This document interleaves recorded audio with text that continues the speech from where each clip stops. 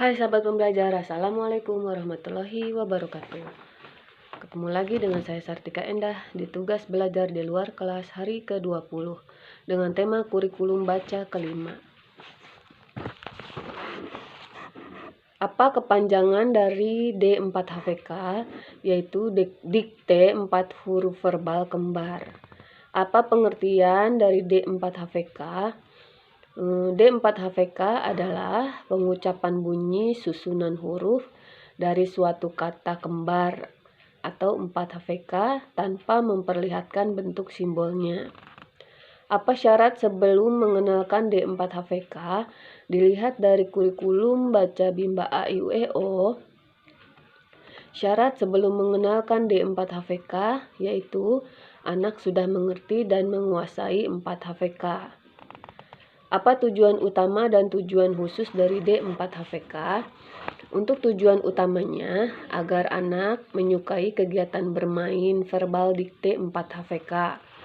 Tujuan khususnya, supaya anak terampil menyebutkan susunan huruf dari suatu kata yang bersuku kata kembar.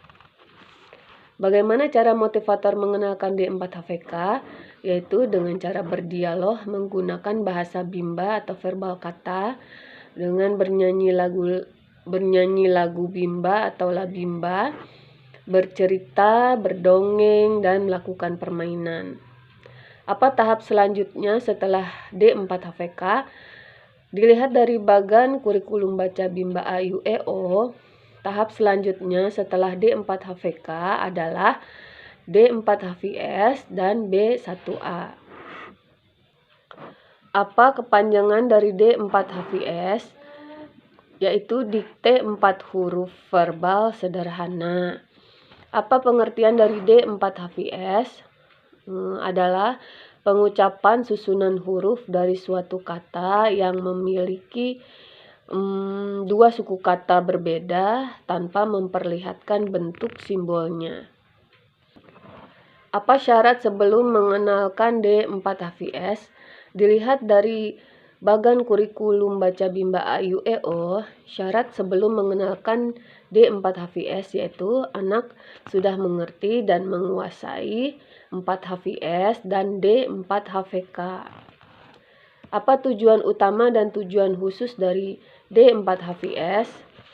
Untuk tujuan utamanya yaitu agar anak tertarik dan menyukai kegiatan bermain verbal dikte 4HVS.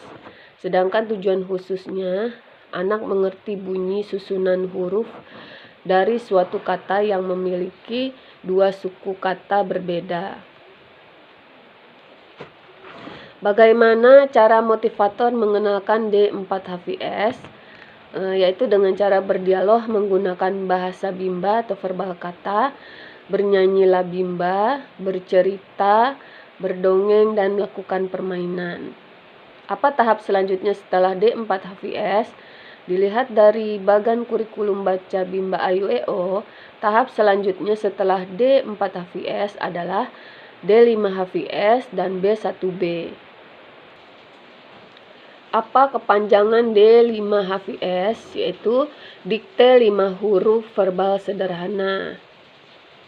Apa pengertian dari D5HVS?